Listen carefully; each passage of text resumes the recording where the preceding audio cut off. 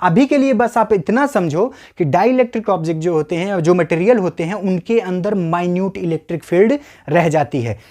Insulator होगा तो पूरा चार्ज पास कर देगा, बीच में कोई इलेक्ट्रिक फील्ड नहीं होगी। कंडक्टर होगा तो पूरा चार्ज पास कर देगा, कोई इलेक्ट्रिक फील्ड लाइंस नहीं होगी। इंसुलेटर होगा तो वो मीडियम में चार्ज को पास करेगा ही नहीं। डाइलेक्ट्रिक होगा तो बीच में चार्ज होल्ड करता है, जिसकी वजह से एक उसका खुद का इलेक्ट्रिक फील्ड आता है। ठीक है, तो आगे हम लोग डिस्कस करेंगे। अगर वो ऑब्जेक्ट डाइलेक्ट्रिक ऑब्जेक्ट हुआ 3D में, वॉल्यूमेट्रिक ऑब्जेक्ट में, तब तो उसकी बात करेंगे, नहीं तो कंडक्टिंग होगा तो वो फिर से स्फीयर पे, सरफेस पे ही निकल के पूरा का पूरा चार्ज आ जाएगा। अब हम लोग कुछ जेई की अब देखते हैं प्रॉब्लम। शुरुआत करते हैं हम लोग। IIT 2004 में एक प्रॉब्लम पूछी गई थी। ये चार्ज सिस्टम दिया गया था, ये क्वेश्चन है मेरा। ये गॉसियन सरफेस जनरेट किया था। इस गॉसियन सरफेस के अंदर दो चार्ज थे, +Q1 एंड -Q1। बाहर में एक चार्ज पड़ा था Q2, और पूछा जा रहा था कि इस गॉसियन सरफेस पे इलेक्ट्रिक फील्ड जो होगा वो किसकी वजह से होगा? Due to Q2, only the positive charges, all the charges, +Q and -Q only. देखो, इस गॉसियन सरफेस को देख के आप यहां पे इलेक्ट्रिक फ्लक्स निकालने की कोशिश मत करना। आपसे पूछा जा रहा है इलेक्ट्रिक फील्ड। इलेक्ट्रिक फील्ड और फ्लक्स में डिफरेंस है। अगर आप फ्लक्स देखने के लिए जाते हो तो वो बनेगा फाई, और फाई क्या होगा? Q इन अपॉन एप्सिलॉन नॉट। और Q इन देखोगे तो क्या आ जाएगा? +Q1 -Q1। ये हो गया 0 अपॉन एप्सिलॉन नॉट, मतलब फ्लक्स ही क्या है? 0 है। तो इस स्फीयर के ये जो गॉसियन सरफेस है इसके अंदर कोई फ्लक्स है? नहीं है। तो बाहर कोई इलेक्ट्रिक फील्ड होगी? नहीं होगी। लेकिन कोई फ्लक्स नहीं होगा। इलेक्ट्रिक फील्ड के बारे में नहीं बोल सकते। जब आप इलेक्ट्रिक फील्ड देखने जाओगे तो इलेक्ट्रिक फील्ड किसी भी पॉइंट पे इसकी वजह से, इसकी वजह से और इसकी वजह से, तीनों का रिजल्टेंट होगा इलेक्ट्रिक फील्ड E की वैल्यू। और फ्लक्स फाई क्या होता है? तो फ्लक्स फाई की वैल्यू आती है close integral E.dA। Electric field calculate करना है तो पूरे चार्जेस की वजह से निकालना पड़ेगा। तो electric field on the surface किसकी वजह से आएगा? तो ऑल द चार्जेस की वजह से आएगा। ओके, नेक्स्ट प्रॉब्लम पे चलते हैं। ओके, IIT 2009 में फिर से पूछा गया। ये एक सिमेट्रिक डायग्राम है, मैं आपको बता रहा हूँ। ये फिगर देके रखा था, और ये था एक डिस्क यूनिफॉर्मली चार्ज थी, जिस पे चार्ज गिवन था कितना? 6 कूलम का। और एक रॉड था, इस रॉड पे चार्ज गिवन था 8 कूलम का। जो डिस्क थी, डिस्क का सेंटर के कोऑर्डिनेट थे -a/2, 0, 0, मतलब ये प्लेन की बात कर रहा है। और रॉड के जो कोऑर्डिनेट हैं वो a/4, 0, 0 पे थे। एक पॉइंट C, एक पॉइंट बाहर है जिसके कोऑर्डिनेट हैं -3a/4, 3a/4, 0। ये बनेगा, यहाँ पे चार्ज था 3C का, 3 कूलम का चार्ज था। और एक पॉइंट अंदर था यहाँ पे, उसके कोऑर्डिनेट गिवन थे a/4, -a/4, 0। यहाँ पे चार्ज गिवन था -7 कूलम का। अब कह रहा है x = +-a/2। आगे भी आना है, x एक्सिस पे आगे भी जाना है, पीछे भी जाना है। y = +-a/2। y एक्सिस पे आगे भी आना है, पीछे भी जाना है। z = +-a/2। ऊपर भी जाना, ऊपर बाहर। देखो, x axis, y axis, z axis. क्या ये एक क्यूब का फॉर्मेशन होगा? और उस क्यूब के फेस वाले सेंटर, कुछ इसकी बात कर रहा है। ये फेस वाले, ये जो सेंटर है, इस पर कुछ ये अरेंजमेंट दिया गया है। एक डिस्क है, सरफेस वाला ऑब्जेक्ट, एक रॉड है, इसको भी मैं सरफेस ऑब्जेक्ट ही मान के चल रहा हूं। और इसके कोऑर्डिनेट्स गिवन है। ठीक है, सेंटर किस कोऑर्डिनेट पे है और रॉड के कोऑर्डिनेट क्या है? ये जो सेंटर शिफ्ट करके आप यहां पे लेके आ गए हो, ओरिजिन इसी पे है, ये 0, 0, 0, ये पॉइंट मान लिया गया है। ओके, आपसे पूछ रहा है कि ये जो एक क्यूब जनरेट होगा, इस क्यूब में आपको बताना है इलेक्ट्रिक फ्लक्स की वैल्यू क्या होगी। और इलेक्ट्रिक फ्लक्स फाई की वैल्यू क्या होती है? तो वो होती है close integral E.dA = Q in upon epsilon not. Simply मुझे चार्ज कैलकुलेट करना है। ओके, अगर डिस्क पे चार्ज यूनिफॉर्मली डिस्ट्रीब्यूटेड हुआ, 6 कूलम का चार्ज बाहर, तो 3 कूलम का चार्ज बाहर, 3 कूलम का चार्ज अंदर। ओके, तो ये हो जाएगा 3 कूलम प्लस जरा इस रॉड को देखो, रॉड का क्या 1/4 पार्ट ही तो पड़ रहा है इस क्यूब के अंदर, तो टोटल चार्ज है 8, तो 1/4 पार्ट पे कितना हुआ 2 कूलम का चार्ज। प्लस अगर इस वाले कोऑर्डिनेट को देख रहे हो आप, तो ये वाला पॉइंट इस क्यूब के अंदर पड़ेगा क्योंकि इसके कोऑर्डिनेट हैं a/4 -a/4, 0। तो ये वाला चार्ज तो इस जनरेटेड क्यूब के अंदर आएगा, बट ये वाला a/2 से ज्यादा है ना, 3a/4, ये तो बाहर चला जाएगा। जो गॉसियन सरफेस जनरेट हुआ है वो एक क्यूब है, तो यहां पे क्यू इन कितना हो जाएगा 3c 2c minus 7c upon epsilon not, यही तो हुआ Q in upon epsilon naught. और ये वैल्यू कितनी आ रही है, तो ये आ रही है -2c अपॉन एप्सिलॉन नॉट। ये कौन सा ऑप्शन है मेरा, -2c upon epsilon not. First part is the correct option. IIT 2012 में फिर से एक क्यूब का क्वेश्चन दिया गया। याद रखना, इलेक्ट्रिक फ्लक्स गॉस लॉ का जो भी क्वेश्चन होगा वो स्पेस वाले ऑब्जेक्ट के ऊपर सरफेस एरिया को कवर करके होगा। मैंने आपको तीनों सरफेस वाले ऑब्जेक्ट बता दिए, सिलेंडर, स्फीयर और क्यूब। क्यूब पे ही 2-3-4 बार प्रॉब्लम पूछी गई हैं। जरा ये वाली प्रॉब्लम देखते हैं, 2012 में पूछी गई थी। एग्जैक्टली हम लोगों को ये पकड़ना पड़ेगा कि वो चाहते क्या, क्या पूछ रहे हैं, क्या चीज़ें आपको पता होनी चाहिए। ओके, एक क्यूब है और कह रहा है इस क्यूब के सेंटर पे 3 फिक्स्ड पॉइंट चार्ज दिए गए हैं। एक पॉइंट है 0, -a/4, 0, 0, 0, 0, 0, +a/4, 0।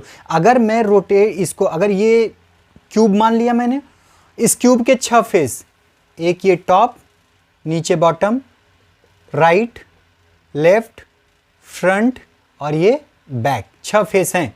ओके, कह रहा है इस क्यूब की साइड लेंथ भी दे रखी है a, और ये चार्ज जो रखे गए हैं वो क्यूब का सेंटर, क्या क्यूब का सेंटर और इस क्यूब का ये पॉइंट, ये दोनों अलग अलग होगा। अगर मैं क्यूब के सेंटर को ही ऑरिजिन मान लेता हूं तो क्यूब का सेंटर इधर आया और ये क्यूब का सेंटर पड़ेगा कहां पे, x से। अगर इसकी साइड लेंथ a है तो x कोऑर्डिनेट होगा इसका a/2, y कोऑर्डिनेट भी होगा a/2 और z कोऑर्डिनेट भी होगा इसका a/2। मैं समझाने के लिए बता रहा हूं, ओरिजिन के रिस्पेक्ट में सेंटर के कोऑर्डिनेट होंगे a/2, a/2, a/2, लेकिन इस पॉइंट को शिफ्ट करके क्या मान लिया गया है, ओरिजिन 0, 0, 0। ओके, तो ये वाले टर्म तो हमारे पास बचे ही नहीं, इसकी जरूरत ही नहीं पड़ेगी अपने को। ओके, अब जरा देखिए, कह रहा है इस सेंटर के रिस्पेक्ट में एक पॉइंट है 0, ये x कोऑर्डिनेट होगा, x, और ये y और ये z। जो कोऑर्डिनेट, जो चार्ज रखा गया है x0 y पे -a/4, मतलब यहां पे चार्ज रखा गया है -q का। और उसके बाद में 0, 0 ओरिजिन पे रखा गया है 3q का चार्ज, प्लस 3q का चार्ज। और फिर 0, +a/4, 0, यानी ये y कोऑर्डिनेट है ना, फिर से ऊपर रखा गया है यहां पे -q का चार्ज। -q, 3q और -q नीचे, ये y एक्सिस पे चार्ज हैं, y एक्सिस पे चार्ज दिए गए हैं। अच्छा, अगर मेरे को पता करना हो कि इस चार्ज सिस्टम की वजह से इलेक्ट्रिक फील्ड कितनी आएगी, तो मैं एक ऐसा गॉसियन सरफेस लूंगा जो इस तीनों चार्ज सिस्टम को क्या कर ले, इनक्लोज कर ले। तो वहां से इलेक्ट्रिक फील्ड E, पहले फ्लक्स निकालूंगा, फ्लक्स फाई की वैल्यू हो जाएगी close integral E.dA = Q in upon epsilon not. तो अगर वो मैं मान लूं स्फीयर है, या फ्लक्स की वैल्यू बतानी हो मेरे को, फ्लक्स कितना जा रहा है बाहर, इलेक्ट्रिक फील्ड नहीं, फ्लक्स, इलेक्ट्रिक फील्ड से फ्लक्स आ गया तो इलेक्ट्रिक फील्ड निकाल ही लूंगा। फ्लक्स क्या होगा, तो Q in upon epsilon not. जरा Q in देखो क्या है, तो +3q -q एंड -q, क्या यही 3 तो चार्ज हुए, अलजेब्राइक सम ले लिया, डिवाइडेड बाई एप्सिलॉन नॉट, यानी फ्लक्स फाई की वैल्यू आ रही है मेरी Q/एप्सिलॉन नॉट। ये फ्लक्स फाई हो गया, पूरे स्फीयर से निकल जाएगा। लेकिन अगर ये एक क्यूब है तो इस सेंटर से जब इलेक्ट्रिक फील्ड लाइन निकलेंगी और ये बनेगा उसका एरिया, और electric field lines into area, electric field lines into a², ये क्या बना, ये बना फ्लक्स फाई। जरा ऑप्शन देखो, फाई नेट यानी net flux passing through the plane x is equal to a/2। Question एक और बोला गया है, ये एक क्यूब है, x is equal to plus a/2, x की वैल्यू अगर प्लस a/2 होगी तो क्या ये इस फेस की बात कर रहा है, x is equal to plus a/2, और ये वाला x is equal to minus a/2, ये x is equal to minus a/2 वाला फेस है, ये x is equal to plus a/2 वाला फेस है। Net flux passing the plane x is equal to plus a/2 is equal to the net electric flux crossing the plane x is equal to minus a/2। अगर charge y axis पे symmetric है तो क्या दूरी बराबर आएगी, area भी बराबर आएगा। तो फर्स्ट पार्ट मेरा क्या हो जाएगा, करेक्ट हो जाएगा भाई। इलेक्ट्रिक फील्ड ई की भी वैल्यू कांस्टेंट आएगी और क्यूब है तो सरफेस एरिया भी बराबर, फर्स्ट पार्ट सही है। सेकंड जरा देखो, the net electric flux crossing through the plane y is equal to plus a/2, y is equal to plus a/2, this thing इसकी बात कर रहा है, ये वाला y एक्सिस ये बनेगा, और minus y is equal to minus a/2 ये वाला बन गया, ये बन गया y is equal to minus a/2, y is equal to plus a/2। The net electric flux crossing the plane y is equal to plus a/2 is more the net electric flux crossing through the plane y is equal to minus a/2। देखो इस charge के distribution से आप बिल्कुल मत confuse होना कि ये चार्ज माइनस के ऊपर है तो यहाँ पे इलेक्ट्रिक फील्ड की वैल्यू ज़्यादा आएगी, नहीं ऐसा कुछ नहीं होता। आपसे फ्लक्स पूछा जा रहा है, फ्लक्स होता है समेशन ऑफ द चार्ज। तो चार्ज जितना y is equal to plus a/2 पे जितना फ्लक्स इंटर करेगा उतना ही flux y is equal to minus a/2 पे करेगा। यहां पे दिया है मोर, तो ये ऑप्शन हो गया मेरा गलत। Third, the net electric flux crossing the entire region is q by epsilon naught, ये मैंने अभी दिखाया आपको। The net electric flux crossing the plane z is equal to plus a/2, z axis ये आगे की ओर बोल रहा है, ये फ्रंट वाला plane z is equal to plus a/2 and z is equal to minus a/2, ये पीछे वाला प्लेन हुआ, बोर्ड के प्लेन के पीछे, आगे प्लस a/2 पीछे minus a/2। a/2 is equal to the net electric flux crossing the plane x is equal to plus a/2, बिल्कुल सही सर, ये भी सही है। फ्लक्स की जहां जहां बात करें वो आप सिमेट्रिक डिस्ट्रीब्यूशन देख के बता सकते हो कि ये आएगा। ओके चलो, अब इस क्यूब में थोड़ी एक चीज और देखते हैं हम लोग, और वो क्या, ये चार्ज सिस्टम को मैं हम हटा ही देता हूं, यहां पे मान लेता हूं एक प्लस क्यू का चार्ज आ गया है, इंटायरली डिफरेंट प्रॉब्लम है। तो यहां पे मैंने मान लेता हूं कि प्लस क्यू का चार्ज आ गया है। चलो अब की बार मैं इस प्लस क्यू के चार्ज को इस क्यूब के एक वर्टेक्स पे रखता हूं, ध्यान देना बेटा थोड़ा, क्यूब के एक वर्टेक्स पे रखता हूं, तो इस चार्ज से क्या electric field lines 3 dimension space में निकलेंगी, electric field lines 3 dimension space में निकलेंगी, और ये चार्ज जो होगा यहाँ पर इस फेस के तो पैरेलल इलेक्ट्रिक फील्ड लाइन आएंगी, इस फेस के भी पैरेलल, और ये जो बैक ये वाला फेस होगा इस फेस के भी तो पैरेलल, 3 फेस के तो इलेक्ट्रिक फील्ड लाइंस पैरेलल चलेंगी, लेकिन वो परपेंडिकुलर किन 3 फेस पे होंगी, फर्स्ट, सेकेंड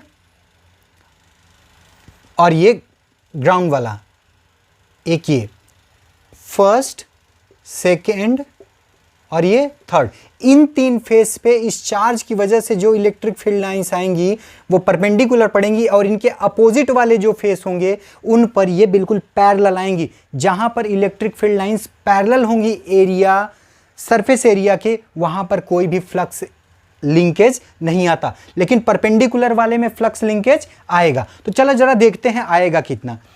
सबसे पहली बात ये कि अगर इस चार्ज को मैं इनक्लोज्ड करना चाहूंगा तो मुझे इस तरीके के 8 क्यूब की जरूरत पड़ेगी, इस तरीके के 8 क्यूब लगेंगे। ओके, और एक प्लस क्यू के चार्ज की वजह से निकलने वाला अगर मैं फ्लक्स देखूं तो सिर्फ फाई प्लस क्यू की वजह से ये आएगा closed integral E dot D A is equal to Q in upon epsilon naught. Okay, अगर एक स्फीयर में इसको क्लोज करता हूं तो जरा देखो इलेक्ट्रिक फील्ड ई की वैल्यू आ जाएगी Q upon 4 pi epsilon naught R square, क्योंकि डी ए की वैल्यू क्या आएगी, surface area of the sphere 4 pi R square, calculate करोगे तो आएगा। अपने को कैलकुलेट करना है फ्लक्स, फ्लक्स कैलकुलेट करना है, तो जरा फ्लक्स को देखो। स्फीयर होगा तो flux close integral E dot D A, इसकी वैल्यू आएगी Q in upon epsilon not, है ना, इतना आएगा। लेकिन अगर आप एक क्यूब को देखोगे तो क्यूब के ये क्यूब कितने क्यूब इस टोटल चार्ज को इनक्लोज करेंगे, तो 8 क्यूब लगेंगे इस चार्ज को क्लोज करने के लिए। आप वैसे भी समझ सकते हो, अगर ये सिंपल क्यूबिक स्ट्रक्चर होगा तो कार्नर पॉइंट वाला जो एटम होता है ये 8 नेबरिंग क्यूबिकल एटम को सराउंड करता है, ठीक है, इसीलिए इसका कोऑर्डिनेशन नंबर भी 8 आता है। यहां पे प्लस क्यू का चार्ज रख दिया है, 3 फेस पैरेलल 3 परपेंडिकुलर, तो तीनों परपेंडिकुलर पे कितना, अगर 3 फेस की बात करें, फर्स्ट सेकेंड थर्ड, तीनों फेस पे कितना फ्लक्स लिंकेज होगा, तो 3 फेस पे फ्लक्स लिंकेज जो आएगा वो आ जाएगा क्यू चार्ज क्यू ही दिया है, क्यू अपॉन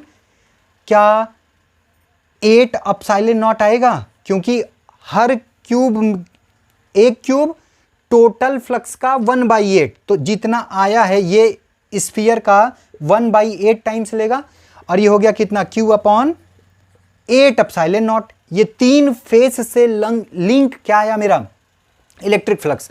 अगर एक फ्लक्स से पूछे सिंगल सरफेस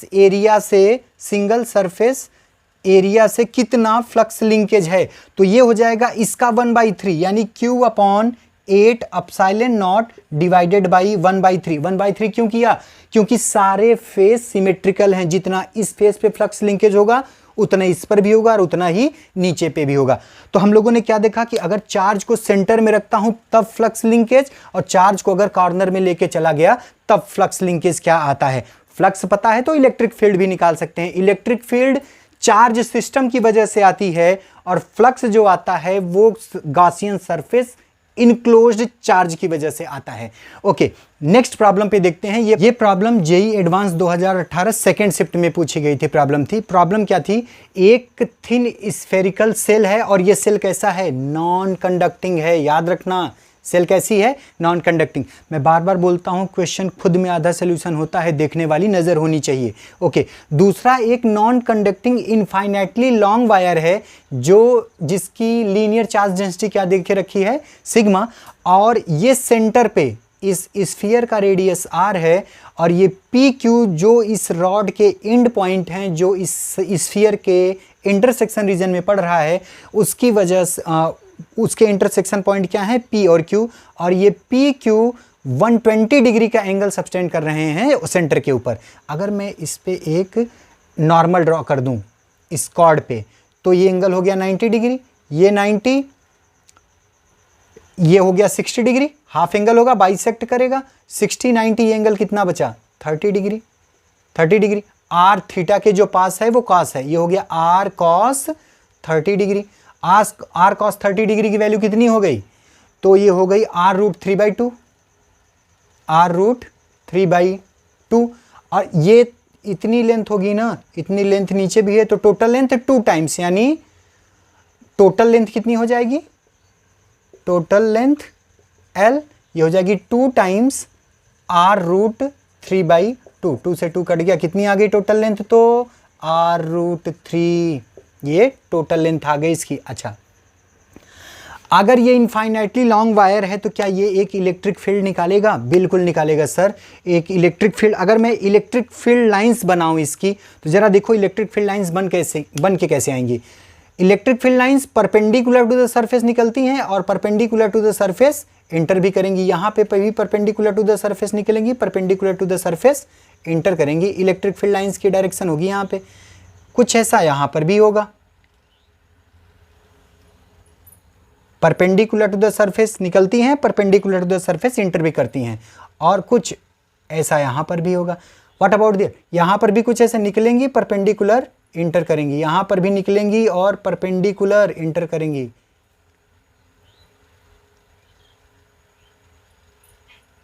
कुछ इस तरीके से इलेक्ट्रिक फील्ड लाइंस की डायरेक्शन होगी इसकी। ओके, अब ये जो स्फेरिकल सेल है ये है कैसा, नॉन कंडक्टिंग। नॉन कंडक्टिंग होगा तो ये क्या कोई चार्ज फ्लो कराएगा, नहीं, बिल्कुल चार्ज नहीं फ्लो कराएगा। तो इलेक्ट्रिक फील्ड लाइंस इस रीजन में होंगी, इसके बाद क्या हो जाएंगी, वो डिसअपियर हो जाएंगी। ओके, जरा मैं देख लेता हूं electric flux through the cell, क्या यही मेरा गॉसियन सरफेस बन जाएगा ये स्फीयर, और इस स्फीयर के अंदर चार्ज कितना, तो इस स्फीयर के अंदर जो भी चार्ज होगा वो इस इनफाइनाइट जो लॉन्ग वायर है कितने लेंथ का है जी, तो ये लेंथ है r√3 का, और इसकी लीनियर चार्ज डेंसिटी क्या, लैम्डा, यही तो चार्ज हुआ dq, इतना चार्ज होगा। और इसकी वजह से जरा फ्लक्स कंसिडर करो, तो फ्लक्स फाई की वैल्यू, गॉस कहते हैं कि जो फ्लक्स होता है वो electric projected electric field multiplied by area का अगर क्लोज इंटरवल लोगे तो ये q in upon epsilon naught आता है। ओके तो close integral E dot D A is equal to how much, q in upon epsilon naught, epsilon naught permittivity दे के रखिए, तो क्यू इन कितना हो जाएगी जी, तो क्यू इन हो जाएगा √3 आर, ये तो हो गई length, into lambda upon epsilon not, यही तो आया फ्लक्स फाई। ठीक है, क्या कह रहा है, the electric flux through the cell is √3 R lambda by epsilon naught, बिल्कुल सही, फर्स्ट ऑप्शन मेरा करेक्ट है। ओके, जरा बी ऑप्शन देखते हैं, the Z component of the electric field is 0, Z component of the electric field बोल रहा है, बिल्कुल 0 होगा जी, क्योंकि जेड एक्सिस पे ये वायर ही है जो चार्ज को कंटेन कर रहा है, स्फेरिकल सेल के अंदर तो कोई चार्ज है नहीं, और ये वायर किधर है, parallel to the Z axis है, तो जेड एक्सिस पे क्या होता है, electric field lines perpendicular to the surface निकलती हैं, जेड दोनों अगर पैरेलल हो गई तो वहां पे कोई इलेक्ट्रिक फील्ड लाइंस मिलेगी नहीं, यहां पे इलेक्ट्रिक फील्ड लाइंस ई की भी वैल्यू क्या होगी, 0, बहुत इंपॉर्टेंट, ये पैरेलल हो गई ना, इलेक्ट्रिक फील्ड लाइंस हमेशा परपेंडिकुलर टू द सरफेस निकलती हैं, पैरेलल होने का मतलब हॉरिजॉन्टल कोई कंपोनेंट है, इलेक्ट्रिक फील्ड में कोई हॉरिजॉन्टल कंपोनेंट नहीं आता, तो बी ऑप्शन भी मेरा क्या हो गया correct, the Z component of the electric field is 0 बोल रहा है, इसलिए ट्रू है, at all the point on the surface of the cell. Okay, the electric flux through the cell is √2 R lambda by 3, भैया electric field मेरा कैसा है, non conducting है, और नॉन कंडक्टिंग हो गया तो कोई चार्ज ही नहीं होगा, तो इलेक्ट्रिक फ्लक्स की बात कैसे हो सकती है, नहीं हो सकती। Electric field is normal to the surface, अब ओए इलेक्ट्रिक फील्ड कैसे नॉर्मल हो, ये नॉन कंडक्टिंग है ना, तो यहां से इलेक्ट्रिक फील्ड ओरिजिनेट ही नहीं होंगी, यहां पे इलेक्ट्रिक फील्ड ई की भी वैल्यू क्या आ जाएगी, 0 आ जाएगी। एक बात और, अगर मान लो ये कोई कंडक्टिंग स्फीयर होता और इस पे चार्ज देते तो चार्ज निकल के बाहर जाता और यहां पर कुछ इस तरीके से इलेक्ट्रिक फील्ड लाइंस बाहर की ओर जाती, अगर ये मीडियम एप्सिलॉन नॉट न करके के टाइम से दे देता, तब आप फ्लक्स फाई को क्या लिखते, phi is equal to close integral E dot D A is equal to Q in upon K times epsilon naught, और ये मीडियम चेंज किया गया है, मीडियम कोई डाइलेक्ट्रिक मीडियम रख दो या कोई ऐसा कंडक्टिंग मीडियम रख दो, एयर रख दो, वैक्यूम रख दो, ये सारे मीडियम होते हैं और वो के की वैल्यू बता के रखता है। कुछ प्रॉब्लम मैंने डिस्कस की है गॉस लॉ के ऊपर, कुछ और प्रॉब्लम मुझे मिलेंगी तो वो भी लेके मैं आऊंगा। That's for today class boys, Gauss law में मेरे ख्याल से आपको कॉन्सेप्ट कुछ न कुछ क्लियर हुआ होगा।